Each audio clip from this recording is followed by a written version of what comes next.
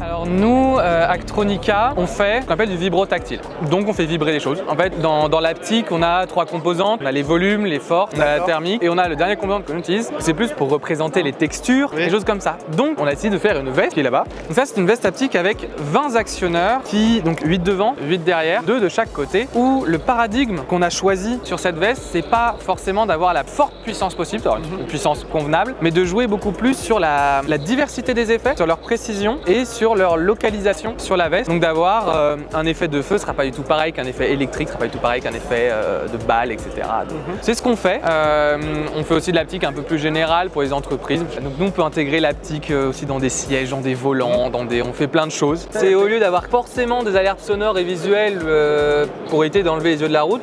Quand on a un franchissement en ligne, si on franchit à gauche ou à droite, ça vibre à gauche ou à droite. Et comme ça, on peut savoir exactement ce qui se passe. Et du coup, on en est où après ce Kickstarter? Oui, effectivement, le Kickstarter, on n'est pas arrivé au bout. Le deuxième aussi, on a fait beaucoup mieux. On n'était pas loin. Peut-être qu'on n'était pas suffisamment prêt sur le côté communication de la chose. Faut avouer. Pourtant, on a speedrun, nous. Hein. Ben oui, mais on n'a absolument pas abandonné. Au contraire, les précommandes sont toujours possibles sur notre site internet. Ok. Et là, le gros travail du moment, c'est pour terminer l'industrialisation de la veste. C'est quasiment fini. Okay. On est sur toute la phase de certification, etc.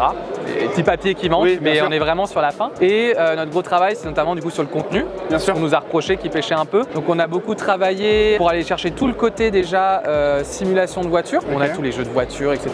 qu'on a amenés. On a travaillé pour pouvoir être compatible avec la plupart des jeux bihaptiques, pour essayer d'aller chercher plein d'autres jeux, de diversifier. Donc on a multiplié par beaucoup trop, j'ai pas le chiffre, notre nombre de jeux compatibles maintenant. On continue de faire des modes dédiés, etc. Donc voilà, c'est le gros travail qu'on a en ce moment, c'est terminer l'industrialisation de la veste pour être prêt à toutes les envoyer. Ça va arriver très bientôt.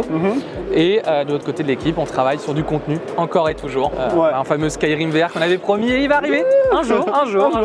C'est très long, c'est très gros, mais ça arrive. En parlant de contenu, on nous demande dans le chat le rappel du prix moyen, du tarif moyen. Les préventes sont à 350. Ouais, quelque chose comme ça. Non, on a essayé de se caler. Avant, c'était beaucoup plus cher, avec tout ce qui est l'industrialisation, beaucoup compliqué.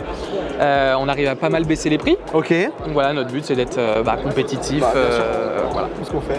Et bah super. Je crois qu'on aime mutuellement ce qu'on fait. Ouais. Tant mieux. Ouais, ça fait toujours très plaisir. Et bah merci à toi. Merci d'avoir pris le temps. Merci beaucoup d'être venu.